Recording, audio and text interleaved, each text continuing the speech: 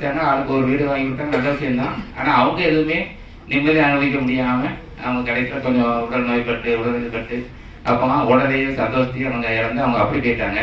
நான் வந்து என்னை பொறுத்த மட்டும் இந்த ஒரு அகத்தேடலை தேடி தேடி தேடி தேடி நம்ம வந்து அப்புறம் வந்து டிவி பார்க்கும்போது தான் பார்க்கேன், நம்ம ஒரு பாதுகாப்பு வளையத்தை தாண்டி வந்துட்டேன்னு தெரிஞ்சு போச்சு. ஏன்னா எங்கள் அப்பா அம்மா இருக்கிற வரைக்கும் நான் இவ்வளோ பாதுகாப்பாக இருந்தேன்.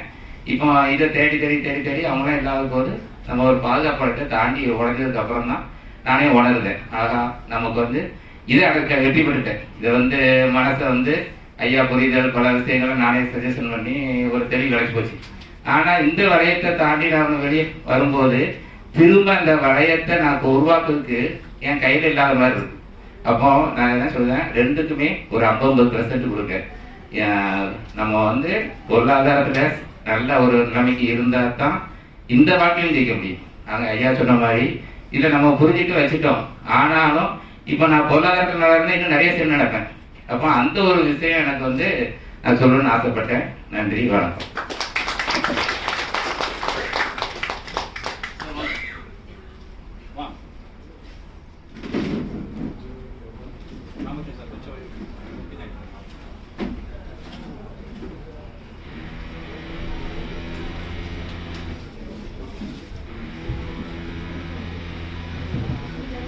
வணக்கம், பேர் பாண்டி.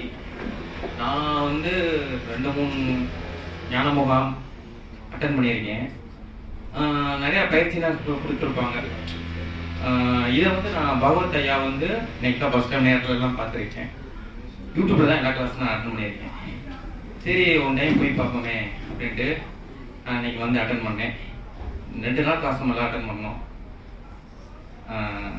யூடியூப்பில் என்ன நடந்துச்சோ அதே தான் நேரில் நடந்திருக்கு. எல்லாத்துக்கும் உங்களுக்கே தெரியும். என்ன அதில் ஒரு முக்கியமான விஷயம்னா, இது எதுக்கு அவங்க வந்து யூடியூப்ல ஃப்ரீயாக கொடுக்கணும்? அதுலதே தெரியுது அவங்க பணம் சம்பாதிக்கிற நோக்கம் இல்லை. அது ஒன்று. ரெண்டாவது வந்து இதில் எனக்கு ரொம்ப ரொம்ப பிடிச்ச விஷயம் என்னன்னா, எல்லாரும் ஒரு படம் பார்த்துருக்கீங்க, பழைய காலத்து படம், முந்தானை முனிச்சுன்னு சொல்லி ஒரு படம். பாக்கியராஜ் சார் நைட்டு நல்லா ஆர்வமாக சமைப்பார். சாம்பார் சாதம் 3 குட்டி பசங்க போய் சாப்பிட்டு கலாண்டு ஊர்வசி மேம் எல்லாருமே போய் சாப்பிடுவாங்க.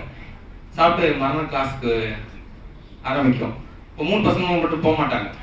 டாக்டர் வந்து நான் சாப்பிட்டோம்ல சாரு இன்னைக்கு அடிக்க போகிறோம்னு சொல்லி பாக்கியராஜ் சார் வந்து லைட்டாக கோவப்பட்டு, என்னடா சாம்பார்லாம் இருந்துச்சா சொல்லுங்க, உப்பு முன்னப்புன்னு இருந்தா நான் போட்டு வைக்கிறேன் அப்படின்னோடனே இவங்க எதுவும் ஒரு கம்ப்ளைண்ட் பண்ணிட்டு இருப்பாங்க. சரி சரி சாப்பிட ஒன்றா சேர்ந்து சாப்பிடுங்க, போய் உட்காருங்க அப்படின்னு போய் உட்கார வச்சுருவாரு. அதுக்குள்ள 3 பசங்க ஒருத்தன் கேட்பான், சார்